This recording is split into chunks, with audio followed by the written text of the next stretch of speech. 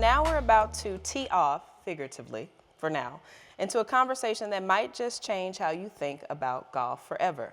Now, I know some of y'all are thinking, golf, me, really? Yes, really. Because today's conversation is not just about golf, it's about access, confidence, connection, and showing up in spaces where power, deals, and deep relationships are built. Oh, this is gonna be good. And these three women, they're here to help us reclaim the fairway. So together, these women will unpack why golf matters not just personally, but professionally and philanthropically. And they may just convince you to dust off those golf clubs, ladies, or pick up your first one. So grab your metaphorical scorecard, because this conversation is about strategy, sisterhood, and stepping into the course with purpose. All right, let's get into our next sports combo. Friends and makers, please welcome Christie Smith, Jacqueline Nickelberry, and Laura Diaz.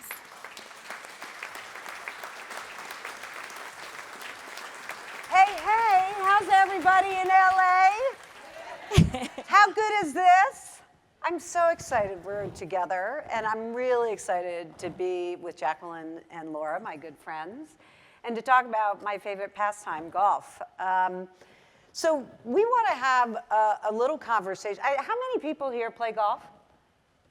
Ooh, just a little bit. Okay, we're going to convert you all. Why? Well, you know, we have at Makers, one of the most beautiful thing about Makers is we've been talking about women in sports for a long time and celebrating women in sports. And the connection of women in sports to executive positions is significant. So if you think about the C-suite, 96% of women that sit in the C-suite have played sports in their life and still consider themselves athletes. 50% of those C-suite leader women play golf. 90% of the total C-suite, men and women, play golf. So what we want to do is be on the course and be where the action is. And so we're going to talk a little bit about how we think about golf in this modern age and how we think about reclaiming the course and our own leadership paths. So let's start a little bit with how did each of you get involved in sports? Jackie, you start. Or in golf, sorry. In golf. Well, do we want to first tell them that we're a threesome? Yeah. Sure. Yeah, now? Yeah, okay. we are. All right, so we're a threesome. So golf is normally played, you can play singles, doubles, threesomes, foursomes. The most fun is foursomes because everyone has one. So we are a threesome, and you guys are our fourth. So we want this to be a really interactive conversation. So collectively, we're playing a round of golf over the next 40 minutes or so. So please dig in. How I got involved in golf was my husband and I joined a club, I guess 15 years ago. I was going to play tennis because I played tennis as a young person, and he was going to play golf. I quickly realized that golf was sort of where all the interactions were. So they would go play golf for 4 or 5 hours and then come back and have drinks and all these conversations. And a friend of mine who is one of the most senior executives on Wall Street said to me, he goes, "You should play golf. You're an athlete. It will change your life."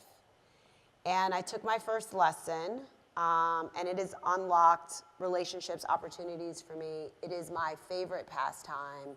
It is where, honestly, I have my superpower. When I tee off on the golf course, I am the most interesting person in that 6 miles. No, everybody, it's the first time where diversity is, in a reality, your superpower. I am generally the only black woman that is playing on the course. I'm going to say this, Laura, but like I'm a player, like, you know, I tee off, and because of sort of how I approach the game and my moxie when I step on the course, it has unlocked opportunities for me. So it's both a pastime and a passion, and also now my professional pursuit. And all because you didn't want to be a golf widow. You didn't want to be I left didn't want to be left out. I mean, that's generally how things happen in my life. I don't want to be left out. So I came to golf in a more traditional way.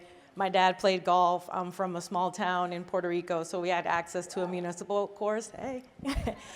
And so, you know, my dad would come home in the Thursday afternoons, and he would always come home with like the old school golf shoes clicking.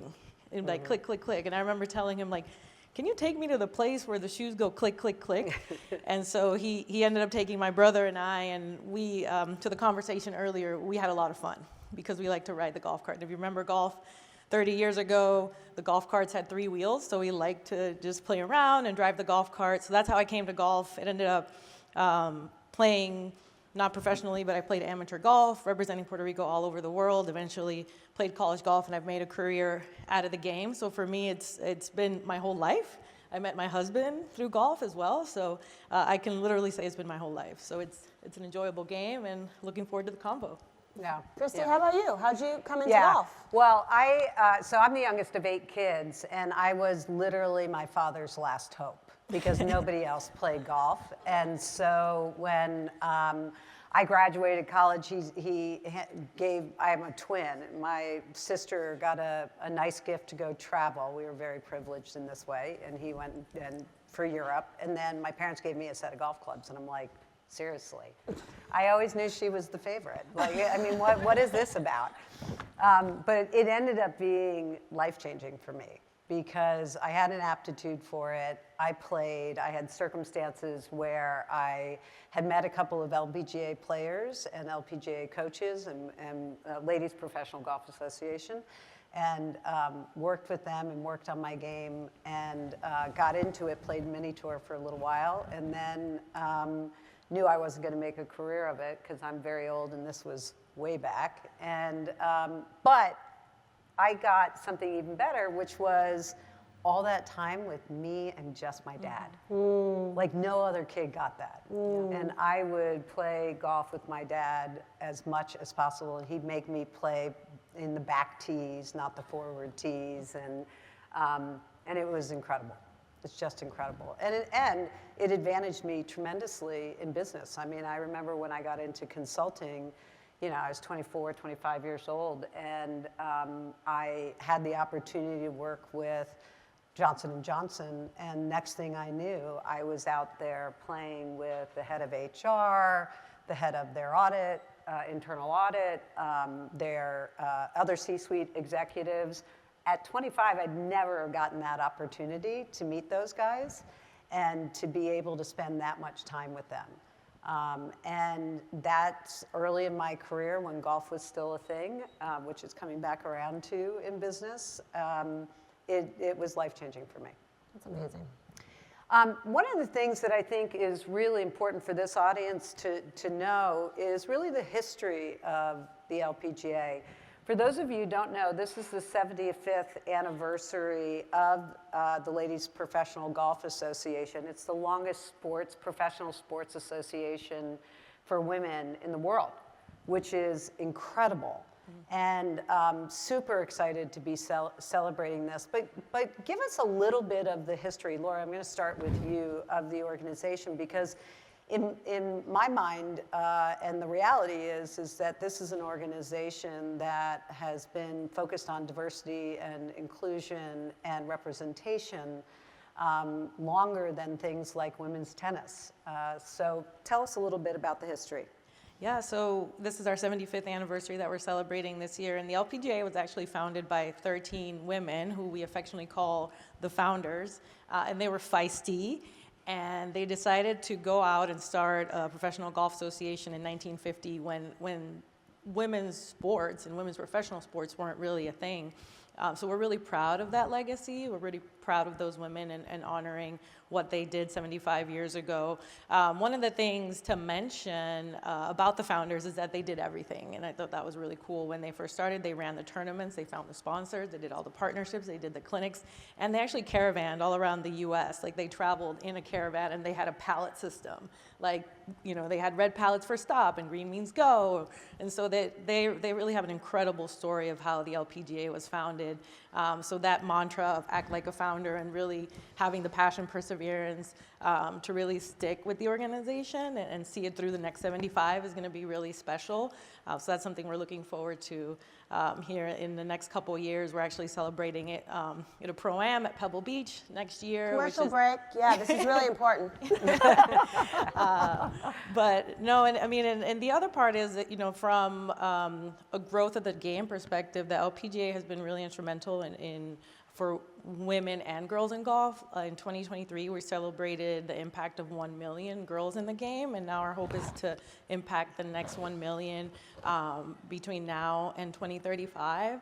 So it's just a super, super exciting time. You know, we really want to honor the legacy of our founders. And when it comes to diversity, equity, and inclusion, one important thing to note is that the LPGA Tour never had what they call a Caucasian-only clause, which is what the PGA had until 1960. So that's how Althea Gibson was able to play on our tour, and Renee Powell, and Althea was able to come in a time, and in the 1950s and 60s when that wasn't a thing. So we're really proud of our legacy and excited about the next 75.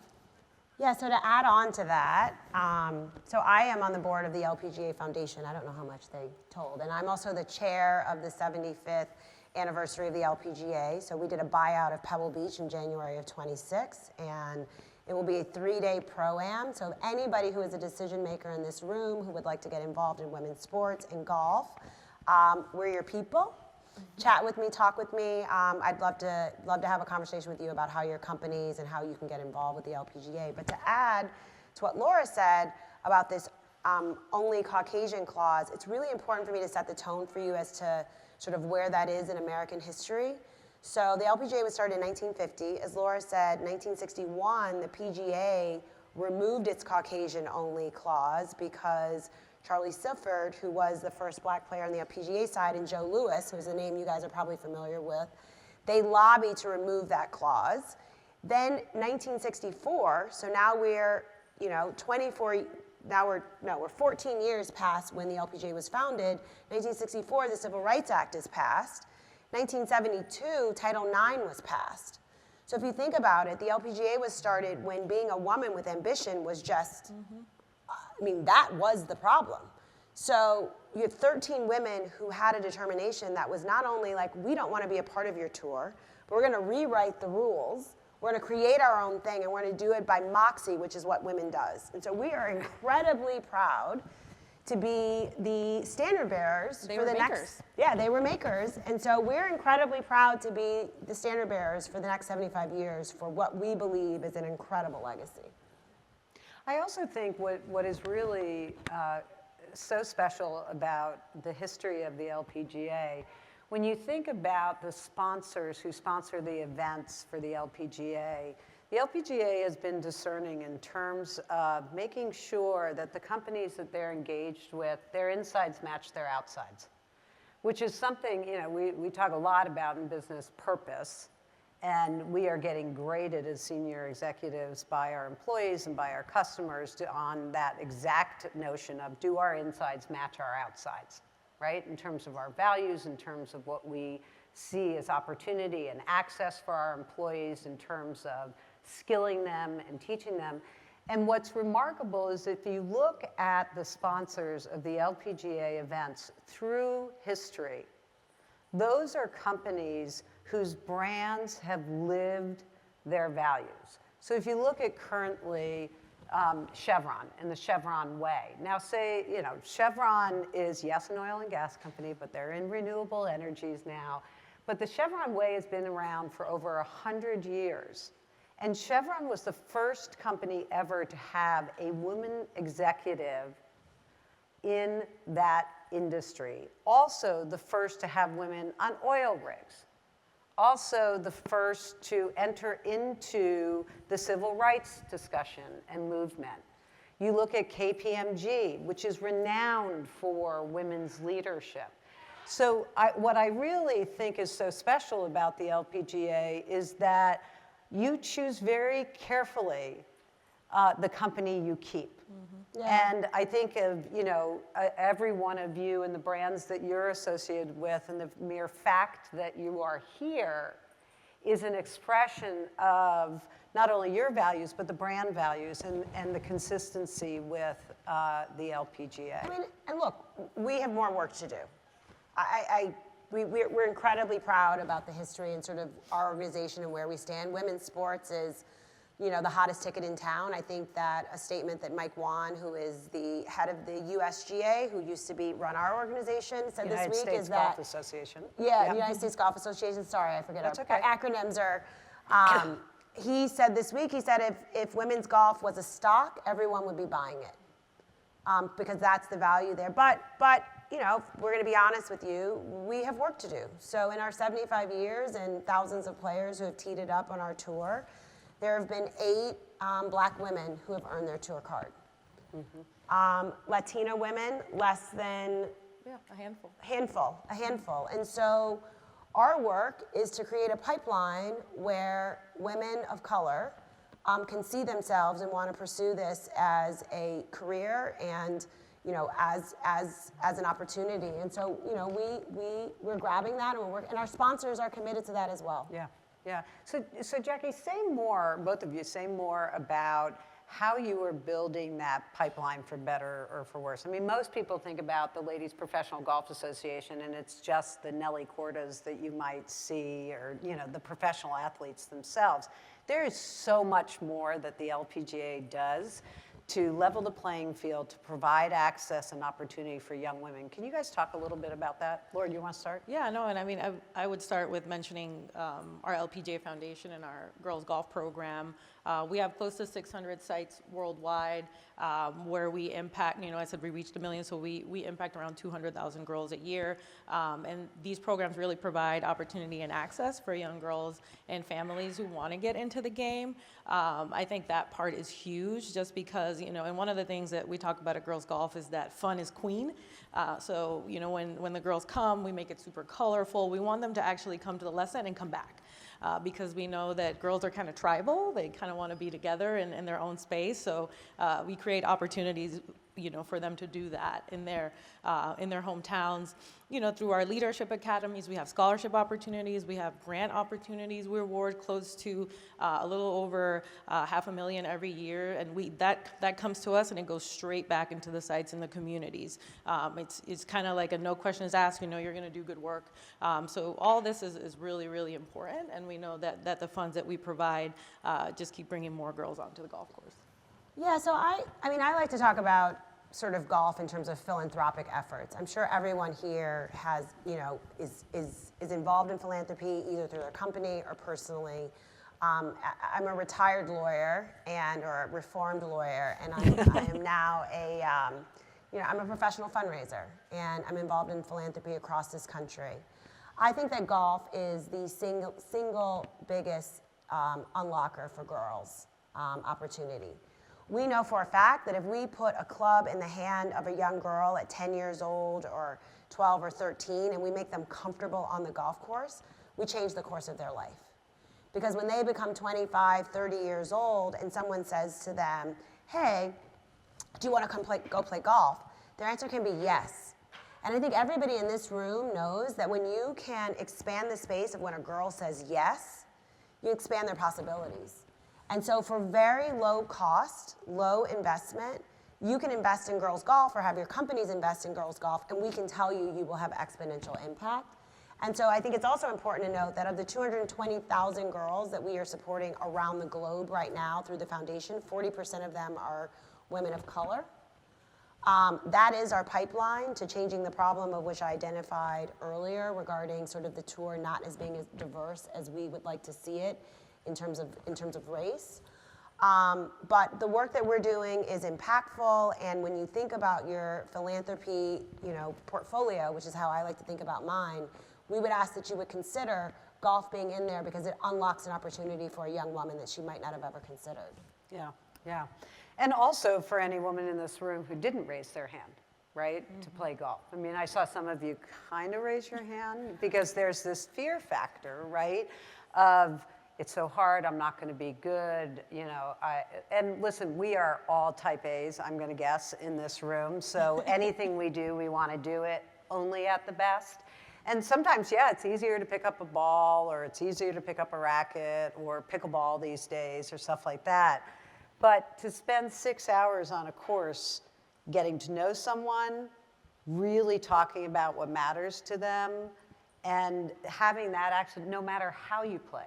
Yeah. You know, I mean, you can pick up the ball and continue a walk on a beautiful course, you know, in the middle of downtown Chicago if you want. And I'll right? add this, Christy, if, you know, and this is not shade for the men in the room, but or maybe a little shade. But if you ask a man, shade. taken one lesson, maybe been to Topgolf twice, are you a golfer? Oh, yes.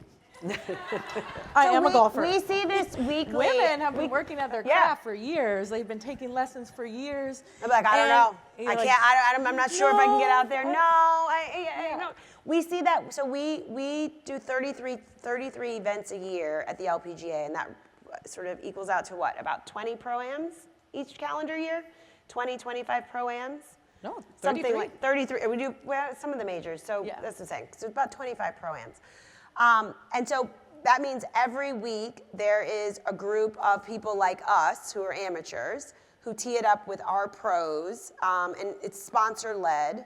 And so we will go out and we'll ask women, we'll ask executive women, we'll say, hey, Roz, you know, would you like to play in the pro-am? And Roz will be like, I don't know, Roz been playing golf for 20 years, but Roz might say, I'm not sure. I can't. I haven't played in a while. Haven't picked up my clubs in a couple of months.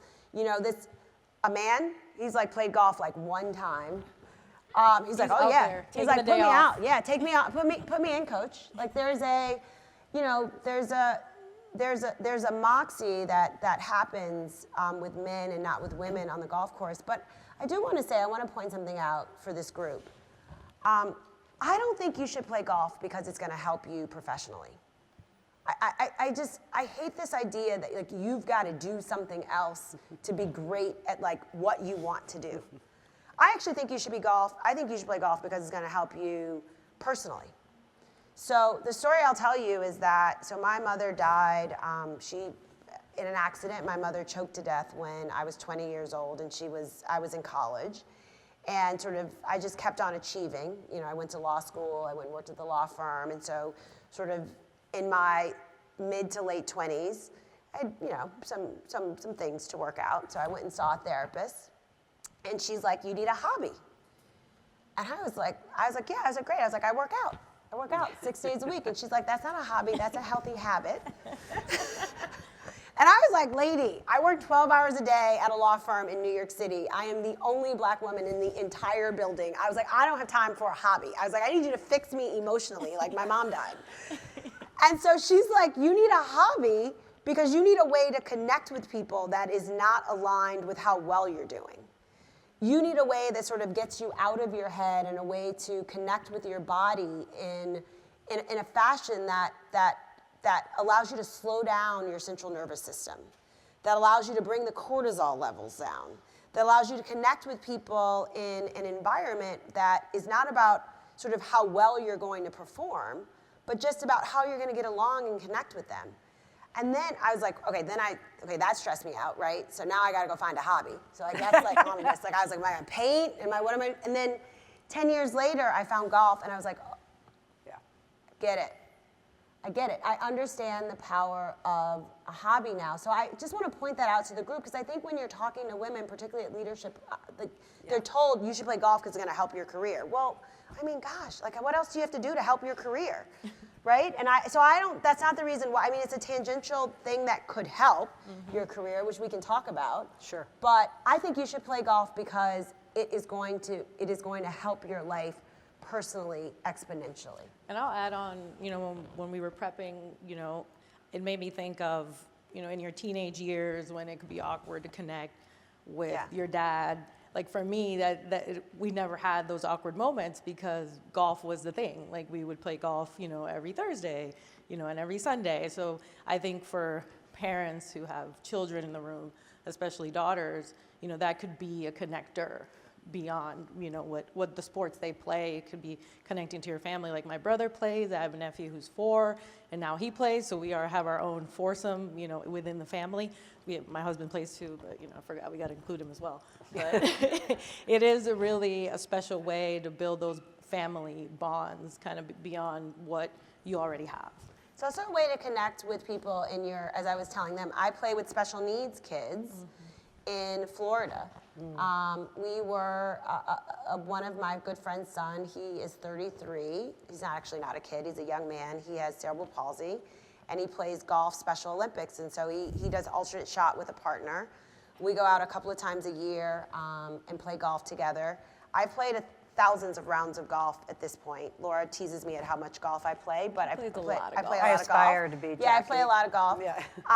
Playing golf with AJ is one of the most special times that I experience on the golf course.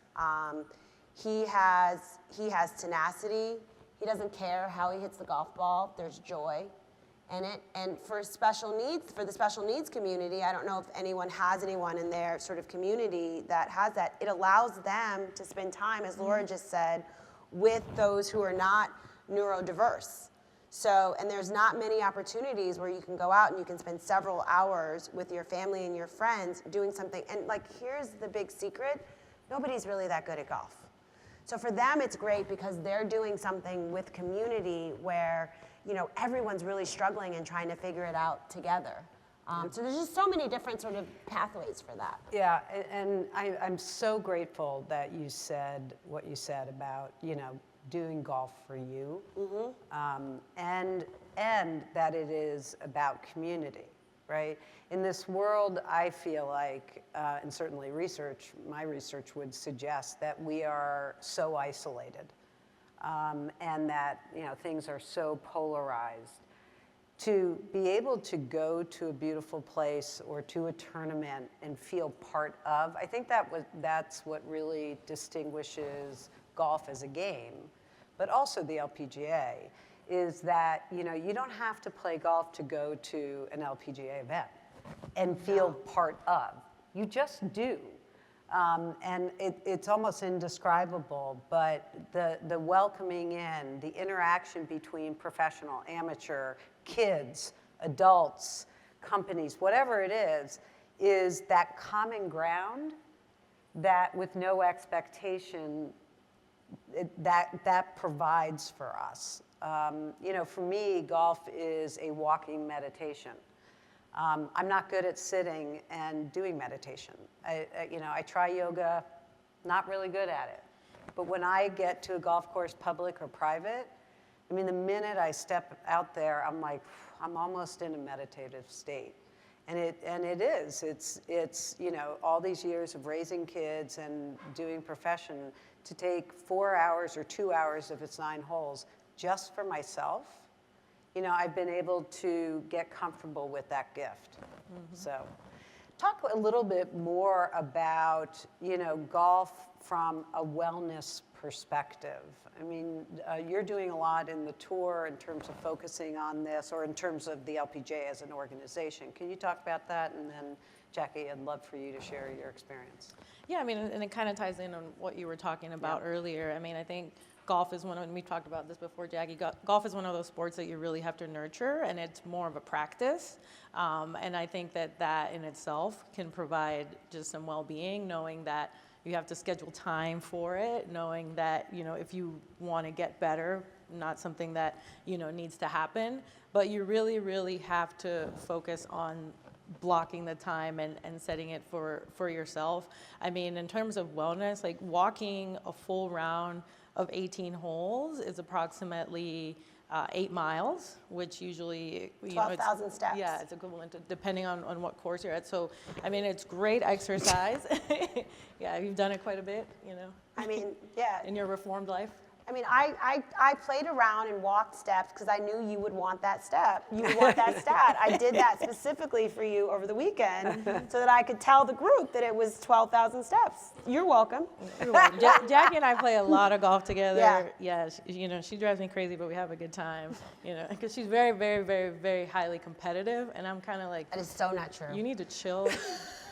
You need to chill if we're actually going to go out here and win. I think a great story about wellness is that Laura just mentioned is Laura and I do play a lot of golf together. And our friendship has been forged on the golf course. Laura was my first friend at the LPGA. I affectionately call her my work wife.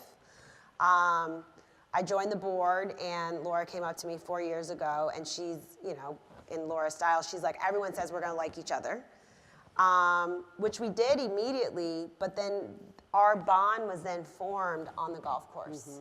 So our friendship was formed, which then allows us to work better together. We've got our own sort of system and how we deal with each other on sort of very, very serious issues, on how we work together and how we amplify each other's voices in the room, which I think is really important. On the wellness piece of it, I want to go back to the meditation moment of it. So I believe golf is complete wellness. So when you say you're bad at meditation, no, I can't even, I mean, if you guys just met me, but like I'm a little bit frenetic. Like I can't, like the whole concept of like sitting there, meditating, like my therapist is like, what about the tapping? Like none of that work, it doesn't work. God bless you if it resonates with you. It doesn't resonate with me. I can't do it. In fact, it stresses me out to think I've got to go sit down in a room and meditate. I was like, it's something else I'm not good at. Golf though, I make the tee time. As Laura said, you've got to make the time. This is not something where like you're picking up a basketball or like just grabbing tennis rackets. You've got to actually schedule the time, and you're scheduling it for yourself, which I think is huge for women, right? You're out there, it's vitamin D. So you're soaking, I guarantee you if makers did a blood test right now on everyone in this room, a lot of people would be vitamin D deficient. And then the walking meditation, I want to walk you through what that is. So I view golf as being sort of 80 to 90, depending on sort of how I'm playing that day, little tiny meditations over the course of 4 hours. So I walk up to the ball. I assess three things. I look at sort of how the ball is sitting on the ground, so we call that the lie, right? So is it above my feet? Is it below my feet? Is it in the short grass or in the long grass? Sort of I assess sort of where the ball is. I then look at sort of what's my target? Where am I trying to put the ball? Am I trying to sort of keep it on the left side? Is there hazards on the right? Then I assess the wind. Where's the wind blowing? Laura likes to call it the fan, but is it coming towards me? Is it coming behind me? And so now I've got a sense of sort of those three things. That happens in about 30 seconds. I'm very, very focused on that. And then I release. And then I might chit chat with Christie or Laura about whatever. I go grab my club. I then go grab my club. I go back to the ball. I've thought about where I want to put the ball, where the stance is for the ball. I've already sort of had that in my head. And now I'm thinking about, okay, what are my swing thoughts? When Laura and I first started playing golf, I used to have a lot of swing thoughts. And Laura was like, I don't know how you're even making contact with the ball that way. So now I have one swing thought. My one swing thought right now is keeping my weight on my back right foot. Right, yeah. That's my one swing thought right now.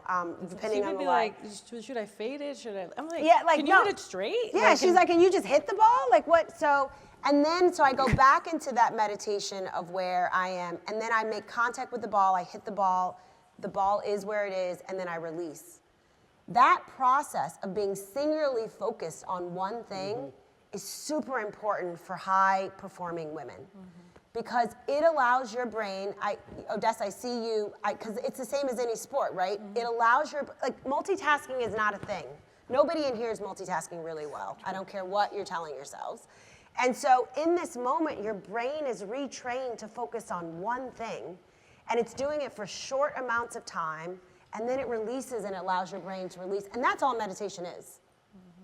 Yeah, I think there's another piece of this. I had the good fortune of working with two of the legends in LPGA who are teachers at this course called Vision 54, Lynn Marriott and Pia Nielsen. And very much like they teach what Jackie just talked about, but one of the other things that they tell you is that after you've hit the ball, you've done all of those thinking, after you've hit the ball, and say it didn't go the way you wanted to, say you hit it in the water, or you hit it in the trees or whatever, give up. Like, okay, well that happened, right? Next shot kind of thing. And or if you're just not having a great day, and your ego's getting in the way, which can happen. It can happen in anything you do. Start listening to the birds. start looking at the nature that you're in, because golf courses are beautiful. Start like feeling the grass under your feet.